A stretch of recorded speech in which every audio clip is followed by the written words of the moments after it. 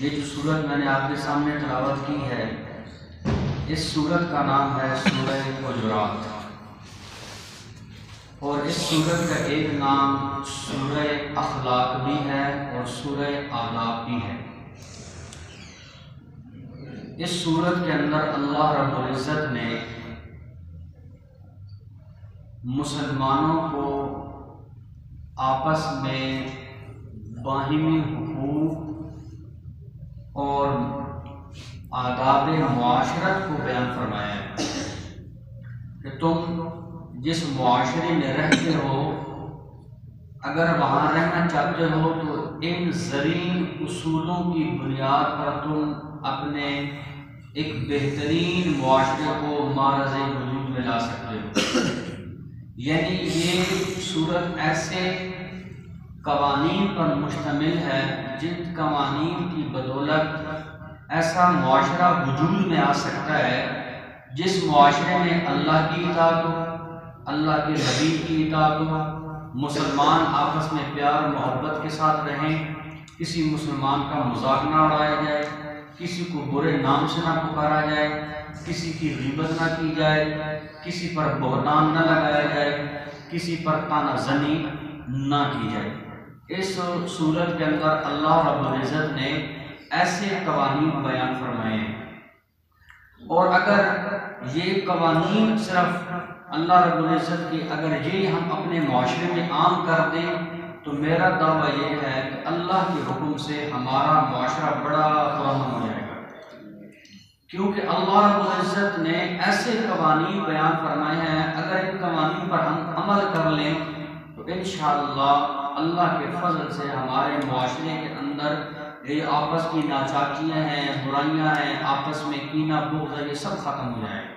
اب وہ قوانین کون کون سے ہیں بڑے اختصار کے ساتھ میں آپ کے سامنے بیان کرتا ہوں۔ یا ایھا الذین آمنوا لا یسخر قوم، اے ایمان والو، لا یسخر نہ مذاق اڑائے، قوم من قوم، مرد ایک دوسرے کا، اے ایمان والو نہ تو مرد ایک دوسرے کا مذاق اڑائیں، عسیٰ قریب ہے ان یکونوا خیرا منہم، جن کا تم مذاق اڑا رہے ہو وہ ان سے بہتر ہوں، ولا نساء، اور نہ ہی عورتیں مذاق اڑائیں، من نساء، دوسری عورتوں کا، عسیٰ قریب ہے ان یکن خیرا منہن، ہو سکتا ہے کہ وہ جن کا مذاق اڑا رہی ہوں خود ان سے بہتر ہوں۔ تو پہلی چیز اللہ رب العزت نے بیان فرمائی کہ مرد اور عورت دونوں کے ذمہ لازم ہے کہ ایک دوسرے کا تمسخر نہ اڑائے۔ قرآن نے لفظ تمسخر جو ہے وہ یہاں پہ نقل کی ہے۔ اب اس تمسخر کا مطلب کیا ہے؟ امام قرطبی رحمہ اللہ نے فرمایا ہے کہ کسی شخص کی تحقیر یا توہین کے لیے اس کے کسی عیب کو اس طرح ذکر کرنا جس سے لوگ ہنسنے لگے، اس کو تمسخر کہا جاتا ہے۔ یعنی کسی شخص کی تحقیر یا توہین کے لیے اس کے کسی ایسے عیب کو ذکر کرنا جس عیب کو سن کر لوگ اس کا مذاق اڑائیں، اس پر ہنسنے لگے، اس کو تمسخر کہتے ہیں، اور قرآن نے اس چیز کو حرام قرار دیا۔ استہزاء اور تمسخر کو قرآن نے حرام قرار دیا۔ اب یہ حکم مردوں کو بھی ہے، یہی حکم اللہ رب العزت نے عورتوں کو بھی دیا ہے۔ یہاں قوم من قوم سے مراد مرد ہیں، آگے نساء من نساء سے مراد کون ہیں؟ عورتیں ہیں۔ نہ مرد ایک دوسرے کا مذاق اڑائیں، نہ عورتیں ایک دوسرے کا مذاق اڑائیں۔ یہ چیز ہمارے ہاں بڑی عام ہے، ہم لوگ ایک دوسرے کا مذاق اڑاتے ہیں، کسی کو ہنسانے کے لیے 4-5 بندے اکٹھے ہوں گے، وہاں کوئی ایسا شخص کھڑا ہوگا، دوسرا اوپر سے آئے گا، اس کے بارے میں جھوٹے باتیں بیان کرنا پڑے گا، اس کا مذاق اڑائے گا۔ یہ قرآن نے حرام قرار دیا، کسی کا مذاق نہیں اڑانا چاہیے۔ جب یہ آیت سلف صالحین نے سنی تو سلف صالحین کا اتنا اثر ہوا کہ حضرت عامر بن شرحبیل رحمہ اللہ فرماتے ہیں کہ جب میں نے قرآن کا یہ حکم سنا کہ ایک دوسرے کا مذاق مت اڑاؤ، فرماتے ہیں کہ میں اگر کسی ایک شخص کو دیکھ لوں کہ وہ بکری کے تھنوں کو منہ لگا کر دودھ پی رہا ہے، اگر اس پر مجھے ہنسی آ جائے تو میں اللہ سے ڈرتا ہوں کہیں اللہ مجھے بھی ایسا نہ کر دے۔ اتنا جو فرماتے ہیں کہ ہم پر اس آیت کا اثر ہوا کہ ایک دوسرے کا مذاق اڑانے سے اللہ پاک نے ہمیں منع فرما دیا ہے۔ اور حضرت عبداللہ بن مسعود رضی اللہ تعالیٰ عنہ کا ایک فرمان ہے جو حضرت مفتی شفیع صاحب نے بھی نقل کیا ہے اور امام قرطبی رحمہ اللہ نے بھی نقل کیا ہے۔ وہ فرماتے ہیں، عبداللہ بن مسعود رضی اللہ تعالیٰ فرماتے ہیں کہ یہ قرآن کی آیت سننے کے بعد میں اس بات سے ڈرتا ہوں کہ میں کسی کتے کا بھی استہزاء کروں، کسی کتے کا بھی میں مذاق اڑاؤں۔ فرماتے ہیں کہ اتنا جو ہے اس آیت کا ہم پر اثر ہوا۔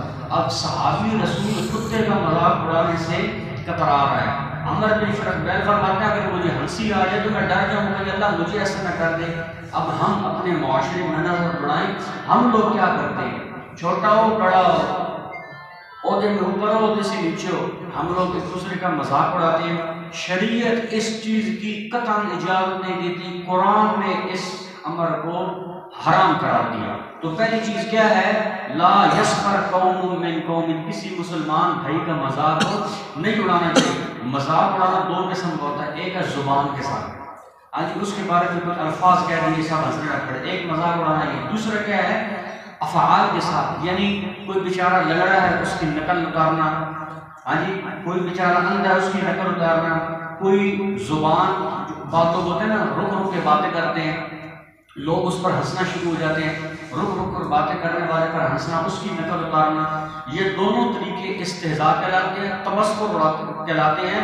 قرآن نے ان دونوں طریقوں کو حرام قرار دیا، اس لیے لازم ہے کہ کسی مسلمان بھائی کا مذاق ہو نہ اڑایا جائے۔ دوسری چیز کیا ہے جی؟ ولا، یہ مردوں کو بھی حکم ہے، عورتوں کو بھی حکم ہے۔ عورتوں کے اندر یہ چیز بہت زیادہ پائی جاتی ہے، ہاں جی، کہیں اکٹھی ہوں گی نا تو مذاق اڑائیں گی کسی عورت کے کپڑوں کا سامنے رکھ کر، یا بچوں کی دیکھ بھال کو سامنے رکھ کر، ہاں جی، یا اس کے چال چلن پر، مختلف یہ چیزیں مردوں کے اندر بھی ہیں لیکن عورتوں کے اندر زیادہ پائی گئی ہیں، علماء نے لکھا ہے، لہٰذا نہ یہ عورتوں کو حکم ہے اور نہ ہی یہ مردوں کا حکم ہے۔ اب دیکھیں اگر یہ چیز معاشرے سے ختم ہو جائے تو ہمارے معاشرے میں ہم سب لوگ ایک دوسرے کی نظر میں قابل عزت قرار دیں گے یا نہیں؟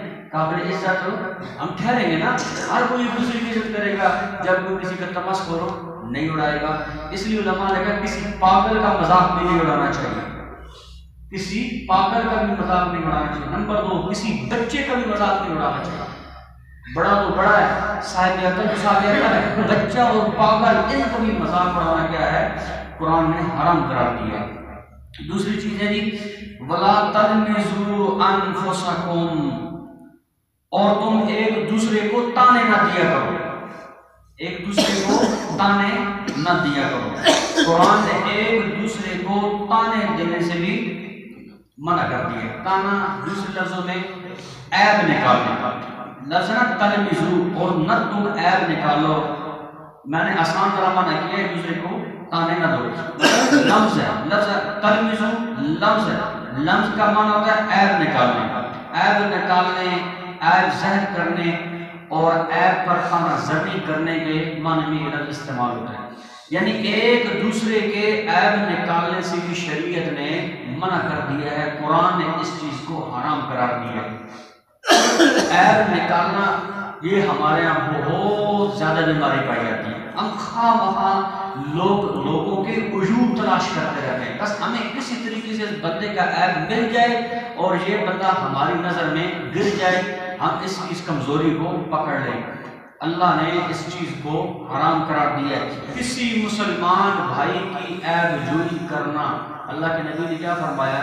تم کسی مسلمان کے عیب پر پردہ ڈالو گے، اللہ تمہارے عیبوں پر قیامت کے دن پردہ ڈالے گا۔ اسی لیے کسی مسلمان بھائی کا عیب پتہ چل جائے، شریعت کہتی ہے خاموشی اختیار کرو، اس عیب کو پھیلاؤ نہیں۔ ہاں دیکھو وہ بندہ دوبارہ بھی اگر جرم میں شریک ہے تو پھر اچھے انداز کے ساتھ اس کو سمجھانا چاہیے، اس کو اس چیز سے روکنا چاہیے کہ وہ اس چیز سے رک جائے۔ دوسری چیز کیا ہے؟ وَلَا تَلْمِزُوا أَنفُسَكُمْ، اور نہ تم نکالو ایک دوسرے کے عیب ہو۔ دیکھیں ایک دوسرے کے عیب، بلکہ ایک اور معنی کیا علماء نے، کیا لا تلمزوا انفسکم، اپنے عیب نہ نکالو، اپنے عیب نہ نکالو، ایک دوسرے کے عیب نہ نکالو۔ ایک اور معنی علماء نے کہ اپنے عیب نہ نکالو، اپنے عیب نکالنے سے کیا مراد ہے؟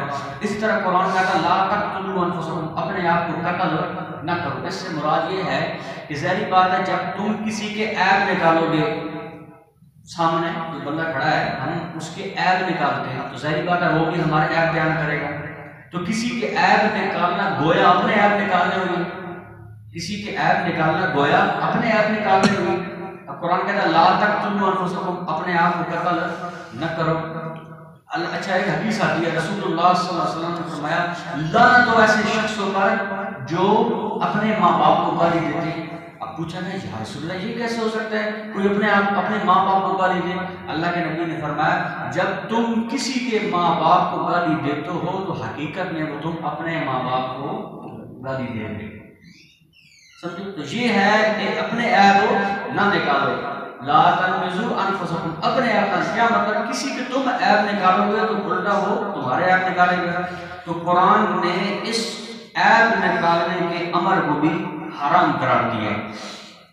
اچھا جی آگے آ گیا ولا تنابزوا بالالقاب، ایک دوسرے کو برے القاب سے مت پکارو، ایک دوسرے کو برے القاب سے مت نکالو۔ ہمارے معاشرے میں کیا ہے ہم نے اپنے علاقے میں اپنے معاشرے میں لوگوں کے نام رکھے ہوتے ہیں، ان برے ناموں کے ساتھ ہم ایک دوسرے کو پکارتے ہیں۔ حضرت جبیر رضی اللہ عنہ کی روایت ہے، وہ فرماتے ہیں کہ یہ ہمارے بارے میں نازل ہے۔ جب ہم مکہ سے ہجرت کر کے مدینہ آئے تو کچھ لوگ کچھ مخصوص لوگوں کو ان کے دوسرا برے لقبوں کے ساتھ پکارا کرتے تھے۔ برے لقب ہوتے ہیں نا لوگوں کے معاشرے میں مشہور ہوتے ہیں، مثال کسی کو کدو کہہ دیا، کسی نے کدو کہا، اب اس بیچارے کا یہ نام پڑ گیا، اسے کریلا، ہاں جی تو یہ اس بیچارے کا نام پڑ گیا۔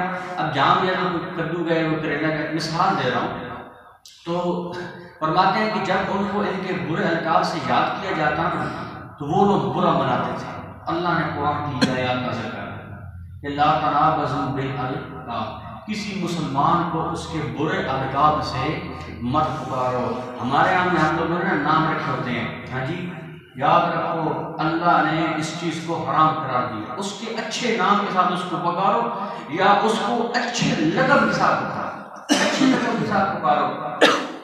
جس طرح مثال ایک حافظ ہے، آپ اس کا نام مثال عامر ہے، آپ اس کو کہتے ہیں حافظ عامر، اچھا لفظ ہے، ہاں جی یا عالم آپ لوگ مولانا صاحب کہتے ہیں، سخی ہے، اچھے الفاظ ہونے چاہیے، اچھے القاب کے ساتھ اگر آپ پکاریں گے تو اس سے اس کی حوصلہ افزائی ہوگی، ہاں جی اچھے لقبوں کے ساتھ پکارنا جائز ہے، برے لقبوں کے ساتھ پکارنا حرام ہے۔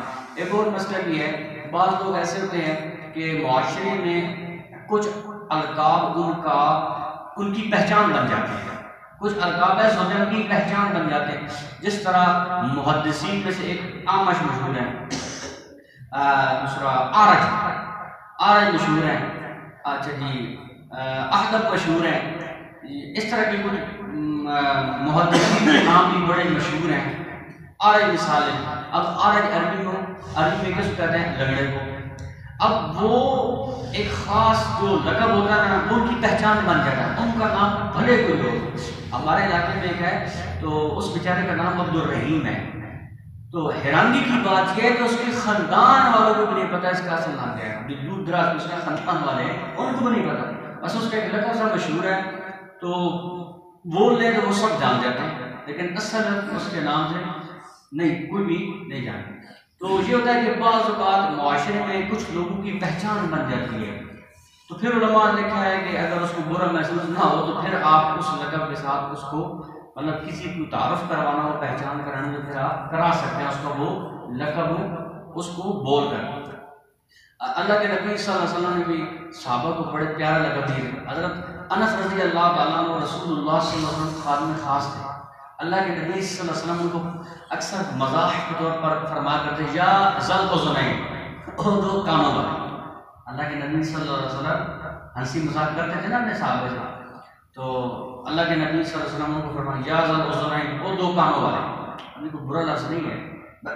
ایک صحابی تھے ان کا نام اب میرے ذہن میں نہیں ہے، لیکن حدیث کے اندر ان کا نام ذوالیدین آیا ہے، یہ لقب ان کو رسول اللہ صلی اللہ علیہ وسلم نے دیا۔ اللہ کے نبی نے فرمایا یا ذوالیدین، وہ دو لمبے، ان کے ہاتھ لمبے لمبے تھے نا، اللہ کے نبی کو فرمایا کرتے تھے اے لمبے ہاتھوں والے ذوالیدین۔ بات کرنے کا مقصد یہ ہے کہ بعض حضرات کے اس طرح جو الفاظ ہوتے ہیں، القاب ہوتے ہیں، وہ مشہور ہوتے ہیں، ان کی پہچان بن جاتی ہے۔ اب ذوالیدین صحابی بڑے مشہور ہیں، تو یہ ان کا لقب جو مشہور ہے۔ تو بات کرنے کا مقصد یہ ہے کہ برے القاب کے ساتھ کسی کو پکارنا نہیں چاہیے، اچھے القاب کے ساتھ لوگوں کو پکارنا چاہیے اور ان کو یاد کرنا چاہیے۔ دو چیزیں ہو گئی۔ تیسری چیز بئس الاسم الفسوق بعد الایمان، اچھا ایمان لانے کے بعد گناہ کا نام لگانا بہت بری بات ہے۔ اللہ کے نبی اللہ نے فرمایا پہلے تو چلو جو وقت تھا، اب تم ایمان لے آؤ، ایمان لانے کے بعد اب اگر تم کسی کو دوسرا برے نام سے پکارو یا اس کا تمسخر اڑاؤ یا اس کی عیب جوئی کرو تو فرمایا یہ فسق ہے، یہ بہت بری بات ہے۔ ومن لم یتب فاولئک هم الظالمون، اور وہ شخص جو توبہ نہیں کرتا بس یہ لوگ کیا ہیں جی ظالم ہیں۔ جو لوگ ان باتوں سے باز نہ آئیں وہ کیا ہیں جی ظالم ہیں۔ تو آداب معاشرت کے یہ دو اصول اللہ نے بیان فرمایا۔ پہلا کیا، کسی مسلمان بھائی کا مذاق کو نہیں اڑانا، کسی مسلمان عورت کا مذاق کو نہیں اڑانا۔ اسی طرح لا تلمزوا انفسکم، ایک دوسرے کی عیب جوئی نہیں کرنا۔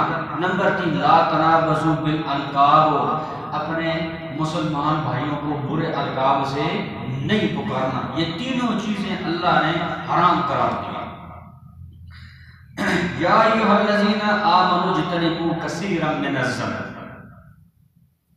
اے ایمان والو اجتنبوا، تم بچو کثیرا من الظن، بہت سارے گمانوں سے، ان بعض الظن، بے شک بعض گمان، اسم گناہ ہے، ولا تجسسوا، اور تم ولا تجسسوا، اور تم کسی کی جاسوسی نہ کرو، یعنی کسی کی ٹو میں نہ لگ رہو، ولا یغتب بعضکم بعضا، اور نہ غیبت کرو تم ایک دوسرے کی۔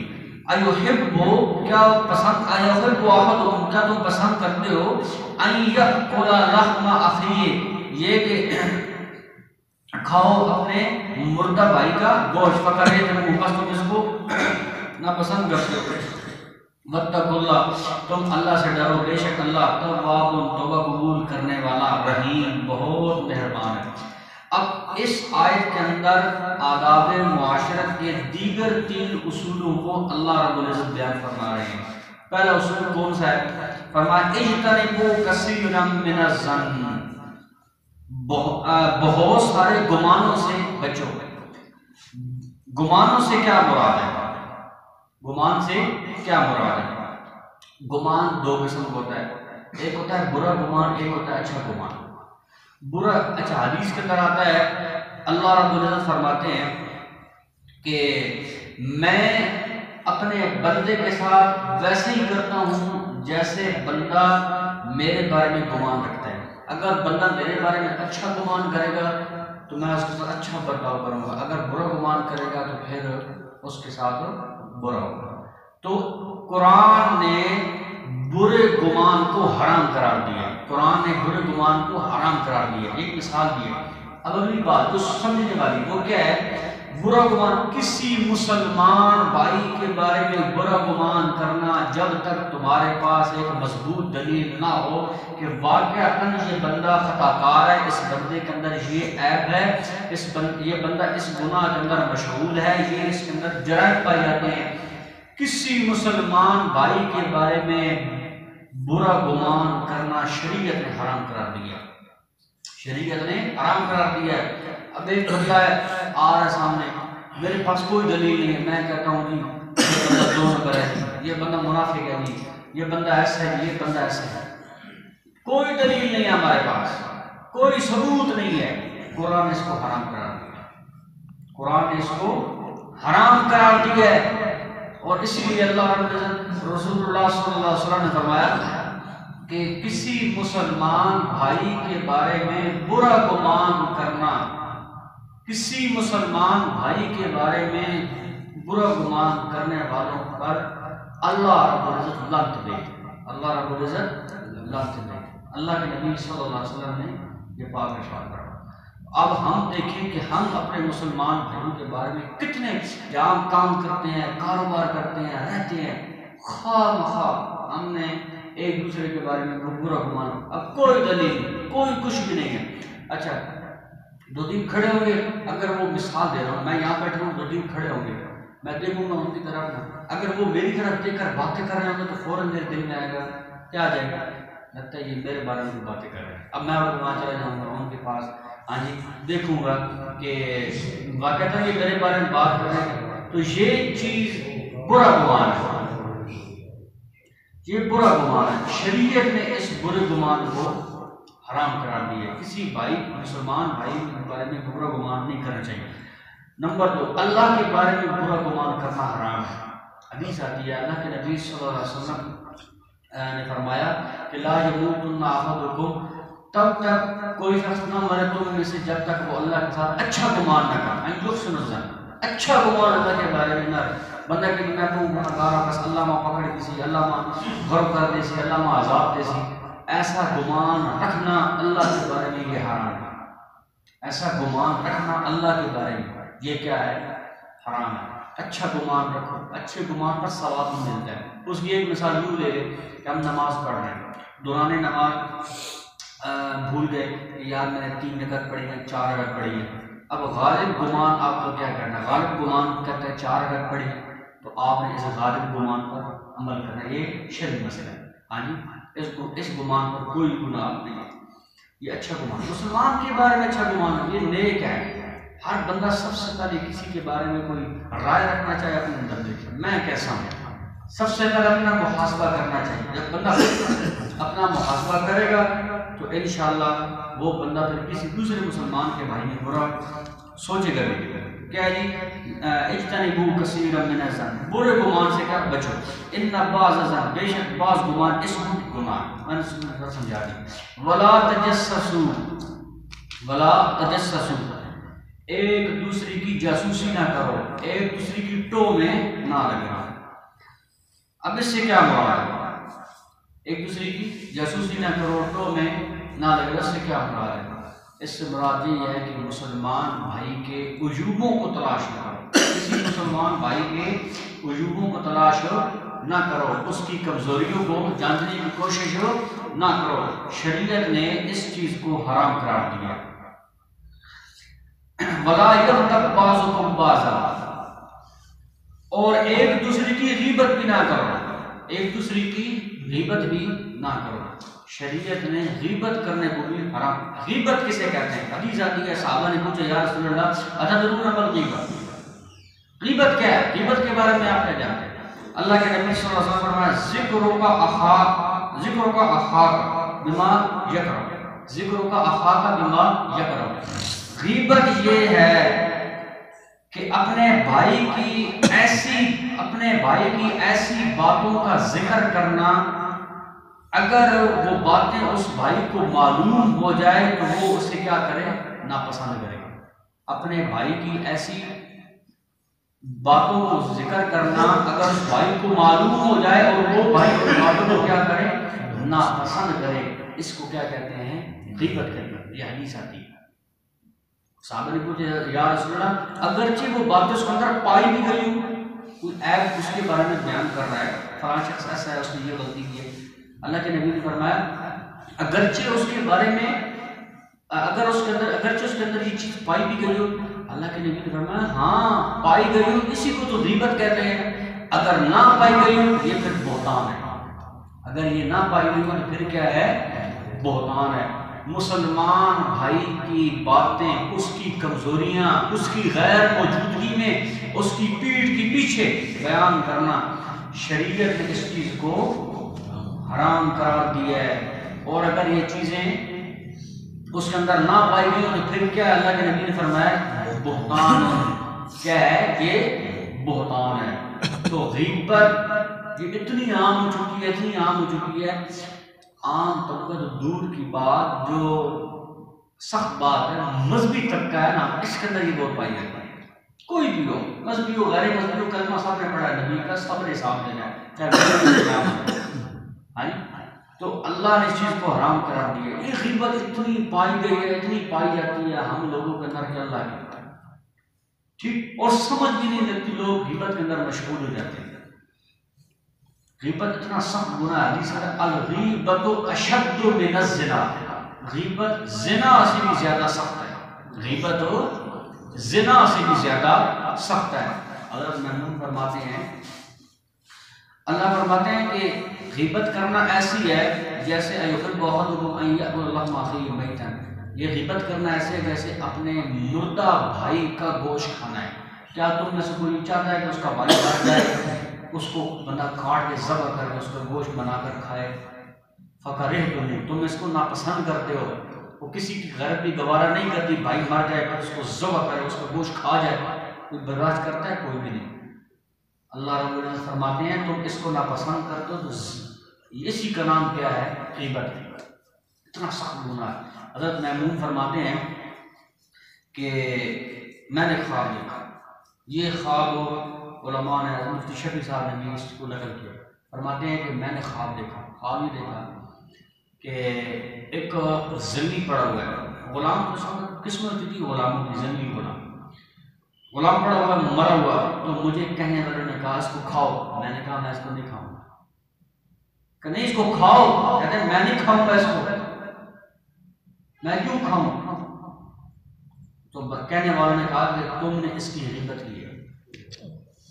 اور محمود فرماتے ہیں کہ میں نے اس کے بارے میں نہ اچھی بات کہی ہے، نہ میں نے اس کے بارے میں بری بات کہی ہے.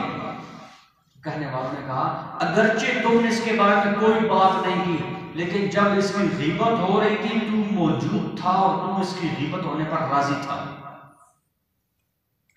تو موجود تھا، اس کی غیبت ہو رہی تھی اور تو اس کی غیبت ہونے پر راضی تھا، لہٰذا اب تو گوشت کھا. کہتے جاگ لے. اس کے بعد توبہ کرنے، کسی غیبت والی جگہ پر بھی بیٹھنا میں نے چھوڑ دی. اس لیے علماء نے کہا غیبت والی جگہ پر بھی نہیں بیٹھنا چاہیے، غیبت سے بچنا چاہیے.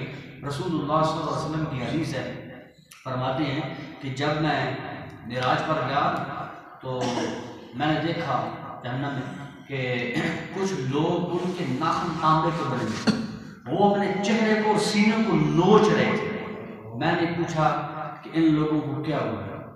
تو مجھے جبرائیل امین نے بتایا کہ یہ وہ لوگ ہیں جو اپنے بھائیوں کا، مردہ بھائیوں کا گوشت کھاتے ہیں، یعنی ایک دوسرے کی غیبت کرتے ہیں. تو غیبت بہت سخت گناہ ہے. اب اس آیت کے اندر 3 چیزیں ہیں. نمبر 1 کثیر من الظن، برے گمان سے بچوں برا گمان کرنا. نمبر 2 لا تجسسوا، غیبت نہ، دوسرا ایک دوسرے کی ٹو میں نہ لگے رہو. نمبر 3 ولا یغتب بعضکم بعضا، ایک دوسرے کی غیبت نہ کرو. آداب معاشرت کے یہ 6 رسول اگر کوئی بندہ زمانی یاد کرے. نمبر 1 کسی بھائی کا مذاق نہیں اڑانا. نمبر 1 کسی بھائی کا مذاق کو نہیں اڑانا.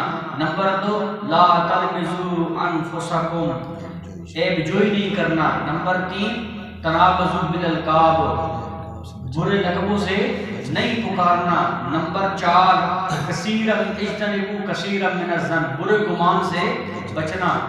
اور نمبر 5 لا تجسسوا، جاسوسی نہیں کرنی، ٹو میں نہیں لگے رہنا. نمبر 6 یغتب بعضکم بعضا، ایک دوسرے کی غیبت نہیں کرنا. اگر ان 6 چیزوں پر عمل کر لینا تو ہمارا معاشرہ وجود اچھا معاشرہ، بہترین معاشرہ، جو اخلاق پر ہو، ادب پر مبنی ہو، جس کے اندر کوئی پریشانی نہ ہو، کوئی مسائل نہ ہو، ایسا معاشرہ وجود میں آ سکتا ہے یا نہیں آ سکتا ہے.